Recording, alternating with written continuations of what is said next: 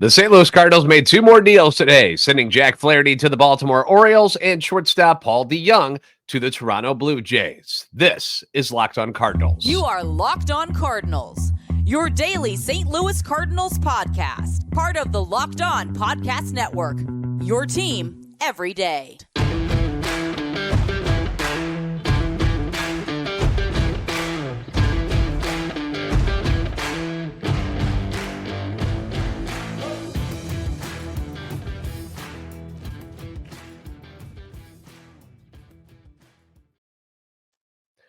Hey there, Cardinals fans. I'm JD Hafford, and I'm a national radio sports anchor, born and raised in the Lou, and a lifetime Cardinals fan, and I'm your host for Locked on Cardinals, part of the Locked on Podcast Network, your team every day. Follow me on Twitter at JD Sports Radio and the podcast at LO_Cardinals. We want to thank those of you who make Locked on Cardinals your first listen every day. We're free and available wherever you get your podcasts, including YouTube, where you can like, subscribe, and comment. Hit the notification button so you know when new episodes are posted. This is a show serving Cardinal Nation and giving the best fans in baseball all of the info about the birds on the bat. Today's episode brought to you by Gametime. Download the Gametime app, create an account, and use code LOCKEDONMLB for $20 off your first purchase. Last minute tickets, lowest price guaranteed.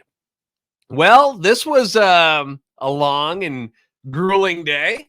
I can't even imagine what this was like for everyday reporters and for John Mozeliak and company, and for the players. Like, it's got to be exhausting hearing everything that could happen, ends up happening. Just a long day, but the trade deadline has come and gone, and the Cardinals were once again active right up until the final bell. They make two deals on the day, moving Paul DeYoung and Jack Flaherty. Now, the bigger deal of the two is the one that happened right before the deadline, with Flaherty going to the Baltimore Orioles in exchange for three prospects: the Orioles number 16, number 18, and another pitcher that was outside of the top 30. So here's who they got. Number 16 prospect is 24-year-old Cuban infielder Cesar Prieto, hitting a combined .349 at AA and AAA this season, 5'9", 175 pounds, although he looks bigger than that watching the videos. Bats left, throws right, kind of like a Brendan Donovan style. The write-up on him at MLB Pipeline is that Prieto established himself as a star in Cuba over 4 seasons in the Cuban National Series, where he claimed the league's batting crown in 2021.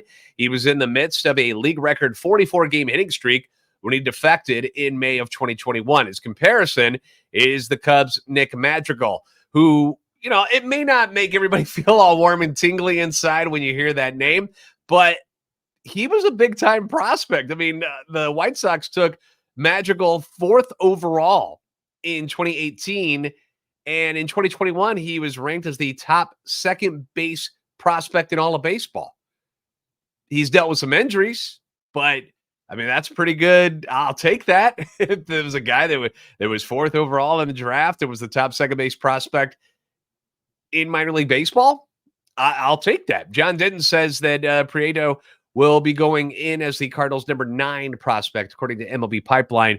So that means, if my math is correct, 4 of the guys that they traded for prospect-wise through all of these trades are now inside the top 10 prospects for the Cardinals organization. That's pretty good. The number 18 prospect they got, 23-year-old left-handed starter Drew Rom, 7-6, 5.34 ERA in 19 games at AAA. He does have 100 strikeouts and 86 innings. The write-up at MLB Pipeline about Rom, the very likely next southpaw in a line of crafty lefties to march up the Orioles farm system in recent years. Rom has been steadily rising since the O's plucked him out of the Kentucky prep ranks in the 4th round of the 2018 draft. He relies on deception more than elite stuff, using his 6'2" frame to hide the ball well and a 3/4 arm slot, long stride, and crossfire finish to create good extension. Rom's arm action is quick and tough to time, and the extension he generates allows his stuff to play up and miss barrels with regularity. He works predominantly off a high-spin fastball that's ticked up in recent years and can now reach the low 90s with a flat angle that makes it difficult for hitters to get on top of. He throws a potential plus slurve with varying shapes in the high 70s, commanding it to both sides of the plate, and also features an intriguing split change. A former high school soccer player, Rom also earns high marks for his athleticism and makeup and for his moderate effort delivery that projects durability. He gets high marks on his control, and MLB Pipeline compares him to, and you guys are going to love this one, former Cardinal legend Jay Happ. You remember him? Was with the Cardinals for a quick heartbeat, but had a long, solid career. Played until he was 38 years old. I believe he retired after he was done with the Cardinals. So that's what we're looking at for Rom. I did not see where Denton said where he would be placed inside of the top 30 of the Cardinals prospects in their organization. But, I mean, obviously he was number 18 for the Orioles, so he's going to be top 20 for the Cardinals as well, probably top 15. And then the final piece of the Flaherty trade was 19-year-old right-handed pitcher Zach Showalter, 11th-round pick in 2022, combined 0-2 with a 2.37 ERA at rookie and A-ball this year. He's got 41 Ks in 30 and a third innings, which is a 12.2 Ks per nine, which is something that stands out that you're going to like. But 19 years old, he's a project. We'll see what happens. But both Prieto and Rom are being assigned to AAA Memphis. Showalter will go to Palm Springs. And at first, I'll be honest with you, I was getting a bit nervous that the market for Flaherty wasn't quite as strong as I originally thought it was going to be. He was at Busch Stadium today, working out on the field this afternoon. But when I saw that the Phillies traded their number 5 prospect to the Detroit Tigers for Michael Lorenzen, I just had this feeling that, okay, if that's what Lorenzen's worth, Flaherty's got to be up there near that. So I just thought Mo was probably weighing deals that he had been offered and that a move was inevitable. We'll have the trade grades for you tomorrow because it happened so late tonight. A lot of that information's not available just yet, but I'll get that stuff out to you guys tomorrow. But personally, I don't hate it because honestly, how good do we think Jack Flaherty really is? ERA plus, I think I saw it earlier, was at like 97. So he's below average pitcher stats wise. And you moved him for 2 solid top 20 prospects and what was ranked the best minor league system coming into the year by MLB Pipeline. Was it their top elite prospects? No. But again, how good really is Jack Flaherty coming off a couple of years of injuries where he was hardly pitching? And then this year where, we've seen moments of him be really, really good, but for the most part, just kind of inconsistent, walks a lot of dudes. So I'm not unhappy with what the guys got in return. The other deal that was made today was Paul DeYoung to the Cardinals' new best friends, the Toronto Blue Jays, who apparently want to be the Canadian Cardinals. So we're going to break that deal down for you guys next here on Locked on Cardinals. Buying tickets to your favorite events should not be stressful. Gametime is the fast and easy way to buy tickets for all the sports, music, comedy, and theater near you.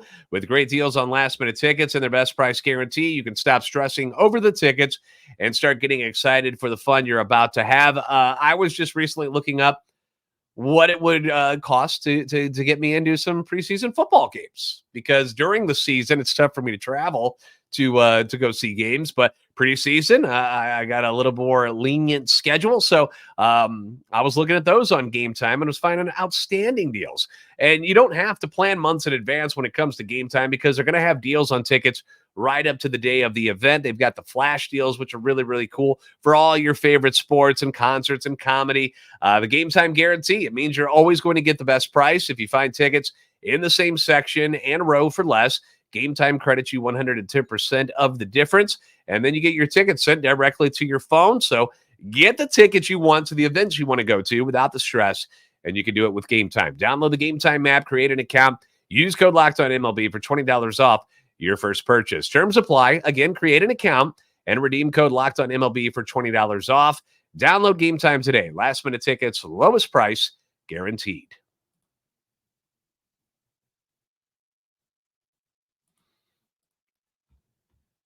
The Cardinals battle the Twins tonight. That game actually underway right now. Michaelis on the mound tonight, and you can catch every pitch of the Cardinals' hometown broadcast with SiriusXM on the SXM app. Just search Cardinals. Again, thank you for making Locked on Cardinals your first listen every day. You can leave comments on YouTube as well as on Twitter anytime you want. Your feedback, always welcome and always encouraged. And we're going to get some listener feedback on all of the trades that have taken place over the last couple of days with the Cardinals. We'll have a show like that coming up this week at some point. The first deal that they made today, the Jack Flaherty one, came down like a buzzer beater, very late. But the first deal they made today happened early on in the afternoon with shortstop Paul DeYoung going to the Blue Jays, or the Canadian Cardinals, as we're calling them. that happened early on, and kind of crazy that three deals now with the Toronto Blue Jays in the past 11 days, which included the Hennessy Cabrera trade. That's the one a lot of people are forgetting. Then Jordan Hicks yesterday, and then now you got Paul DeYoung going there.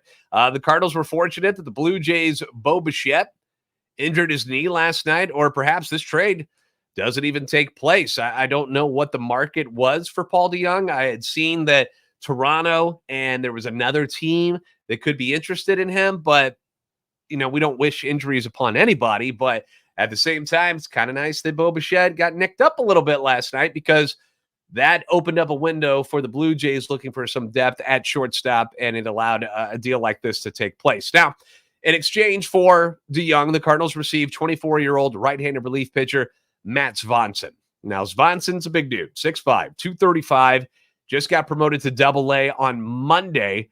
So he has spent his only 2 years in pro ball, all in A-ball so far. Drafted out of college in 2021, 13th round pick from Lehigh, which is in Pennsylvania. Lehigh Mountain Hawks is who they are. In 4 seasons at college, not great. 7-11, 4.49 ERA in 38 appearances, 22 of those starts. But he's been much better since going pro, and much better since he started focusing on becoming a relief pitcher the full time. His first year at A-ball in 2021, he goes 1-1, 2.30 ERA in 11 appearances.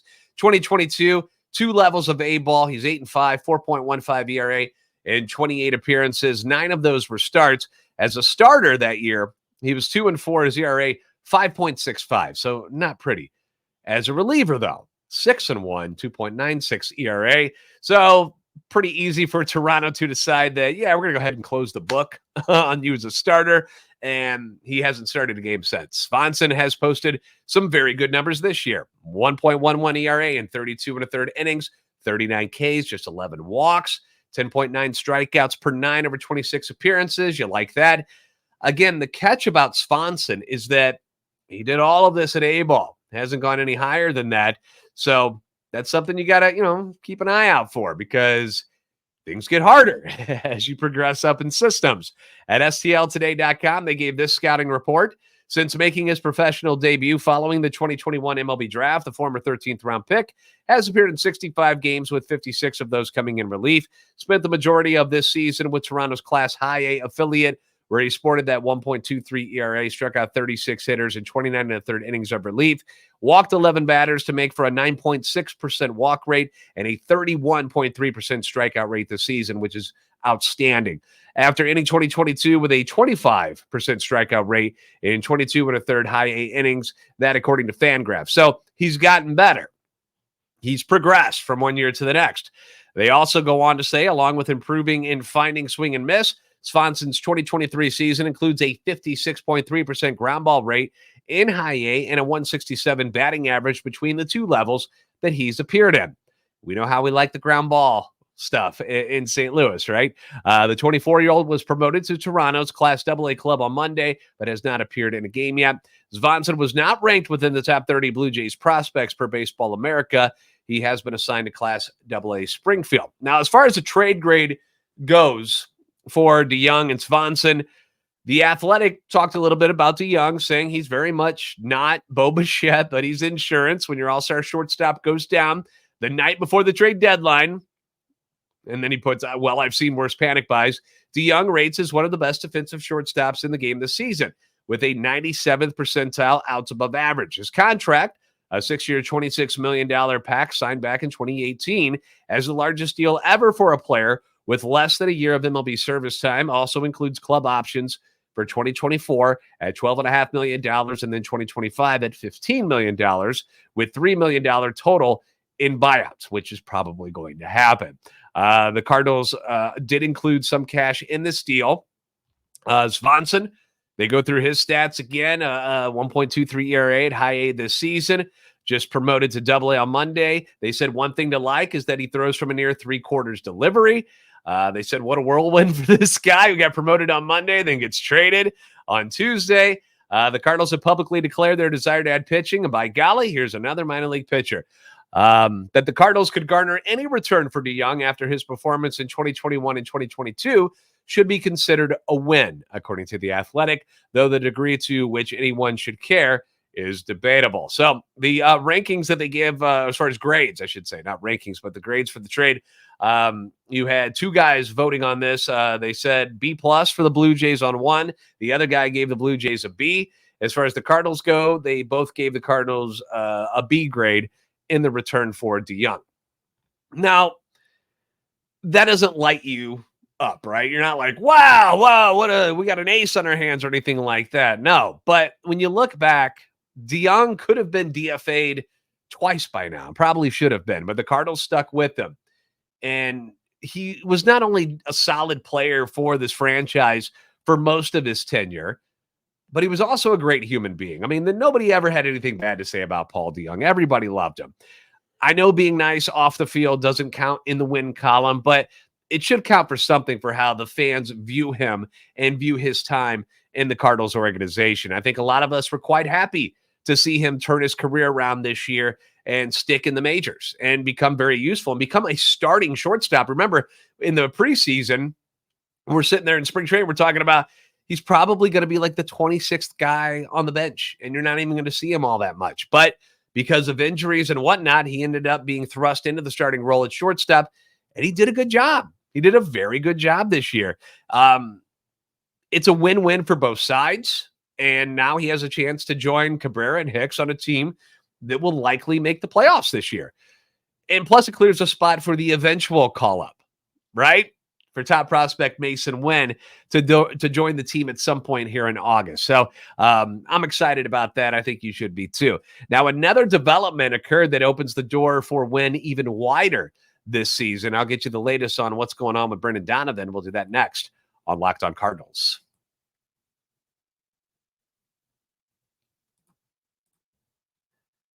The Cardinals are back home at Busch Stadium tonight as they begin their series against the Minnesota Twins, and you can catch every pitch of the Cardinals Hometown broadcast with SiriusXM on the SXM app. Just search Cardinals. Brendan Donovan's name was brought up in multiple trade rumors. Like we heard his name, we heard Tommy Edman, we heard Dylan Carlson and Tyler O'Neill. None of those guys ever got moved, but personally, I never thought Brendan Donovan was going anywhere in the first place. First off, the Cardinals, they value his defensive flexibility a ton. Corner outfield, sure, he could do that. Anywhere on the infield, he offers Gold Glove defense there, top notch. Number two, his offense has jumped up this year. You know, he made it a point to put on some muscle, make some tweaks to his swing this year, get a little more lift on the ball, and it worked. He showed more power this year and has been hitting one of the hottest hitters in baseball in the second half of the season. And then I also didn't think he was going anywhere because of the arm injury that he's dealing with. You know, it's relegated him to a DH role and essentially slashing in half or maybe even more his actual worth to another team. Now, if he was healthy and he could play all these positions and, you know, he's hitting the way he was, his value was probably through the roof here at the trade deadline. But because he could only be a DH, I don't know how many people were willing to take a chance on Brendan Donovan to help them get to where they wanted to be this postseason. So we now know that Brendan Donovan isn't being traded, but he is going somewhere. He's going to the injured list. He's going to have season-ending surgery on that elbow tomorrow. A flexor tendon injury is what it's been. That's been the problem for the last few weeks. And according to reports, Donovan actually wanted to keep playing this year. He wasn't really didn't want to shut it down, wanted to keep playing, to be there with his team. But the team decided that, look, we're not so much worried about this year anymore, obviously. Look at everybody we're trading away. Let's get you healthy. Let's get you back for 2024 where you're not delayed. Like you're not missing spring training. You're not missing the start of the season because we waited too long for you to get the surgery. So by all reports, the surgery will take place on Wednesday, and he should be back and ready to go in time for spring training next year. So that's good news. Tommy Edman back with the team. That's good news. Carlson not traded. O'Neill not traded. I know people are worked up about that because the log jam that's in the outfield still. For that, I say maybe they weren't getting, the value that the Cardinals were getting in trade options. Maybe it wasn't up to where they thought Carlson O'Neill are worth. I mean, we heard reports that O'Neill that wasn't getting much interest as far as like what people were willing to give up to get him. Like it wasn't what the Cardinals deemed worth of what Tyler O'Neill is. And maybe the same thing was going on with Dylan Carlson. That could have happened too. Maybe their worth is more in the offseason. You package one or two of them along with some of these prospects to go get some starters and get some bullpen help in the offseason. Not everything didn't have to be done by today. Like I said before, trade deadline, a jump start on fixing things for 2024. There's more work to be done, and it's going to take place in this offseason where the Cardinals have clearly put themselves in a spot where they're going to have to spend money. They're going to have to go pay for some starting pitching. That they're just going to have to. There's no other way around it. They're going to have to make trades or they're going to have to buy some guys. That's where they are, because a lot of these guys that they got back, they're not guys who are ready to take a spot in that rotation. Maybe in the bullpen, possibly, but they're going to have to spend. That's just where they are.